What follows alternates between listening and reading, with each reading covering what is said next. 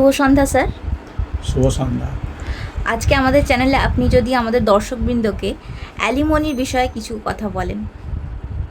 Well, আমাদের দেশে Hindu marriage act এবং স্পেশাল ম্যারেজ অ্যাক্ট এই দুটো আইনেই অ্যালিমনির বিধান দেওয়া আছে।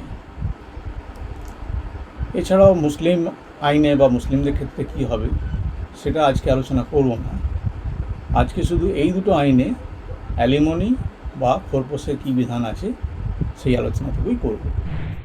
এই দুটো আইনে যদি ডিভোর্সের মামলা অথবা বিবাহ সংক্রান্ত অন্যান্য মামলা, যেমন যদি রেস্টিটিউশন অফ কনজুগাল রাইটস অথবা নালিটি অফ ম্যারেজ, এই ধরনের মামলা হয়ে থাকে, তাহলে সেখানে মহিলারা তাদের খোরপোশ বা অ্যালিমনির জন্যে আদালতে বা ওই মকদ্দমাতেই দরখাস্ত করতে পারেন। এখানে দেখা হবে হাজব্যান্ডের কত ইনকাম, তার উপর এই মহিলাদের অ্যালিমনির অ্যামাউন্টটা আদালত ঠিক করেন। হাজব্যান্ডের যত ইনকাম প্রমাণ করা যাবে, প্রধানত বা সাধারণত সেই ইনকামের 1/5 অ্যালিমনি হিসাবে আদালত নির্দেশ দিয়ে থাকেন। যদি দেখা যায় হাজব্যান্ড কোনো স্যালারিড এমপ্লয়ি, মাসে মাসে স্যালারি পান, এরকম যদি ভদ্রলোক হন, তাহলে তার স্ট্যাটিউটরি ডিডাকশান বা কম্পালসারি ডিডাকশান সেগুলো গ্রস ইনকাম থেকে বাদ দিয়ে বাকি যেটা থাকবে সেটা তার নেট ইনকাম ধরা হবে। এই নেট ইনকামের 1/5 সাধারণত অ্যালিমনি হিসাবে আদেশ দেওয়া হয়, আদালত আদেশ দেন।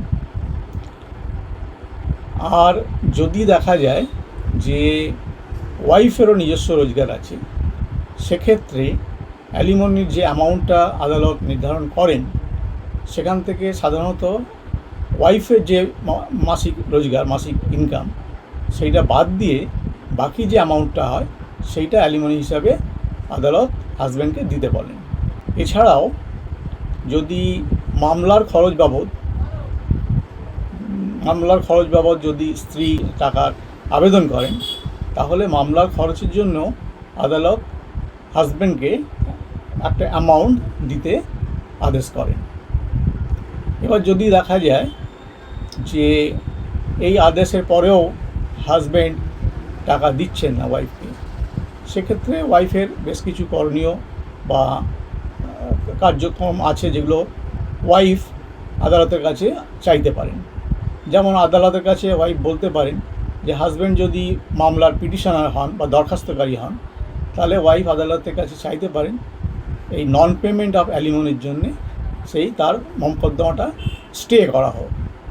আর যদি দেখা যায় হাজব্যান্ড রেসপন্ডেন্ট, তাহলে আদালতের কাছে চাইতে পারেন যে for non payment of alimony মামলাটা একতরফা শুনানি করা হোক। এছাড়াও আরও অনেক বিধান আছে। যারা স্যালারিড এমপ্লয়ি, তাদের স্যালারিটাকে অ্যাটাচমেন্ট করার জন্যে দরখাস্ত করতে পারেন ওয়াইফ আদালতের কাছে।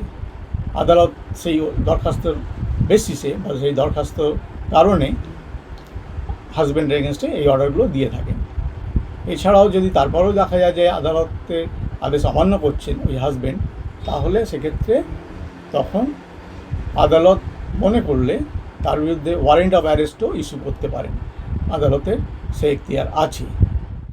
অসংখ্য ধন্যবাদ স্যার, আপনার বিজি শিডিউল থেকে আমাদের চ্যানেলকে একটু সময় দেওয়ার জন্য আপনাকে অনেক ধন্যবাদ। আপনাকেও অনেক অনেক ধন্যবাদ এবং আপনার দর্শকবৃন্দকেও জানাই অনেক অনেক ধন্যবাদ।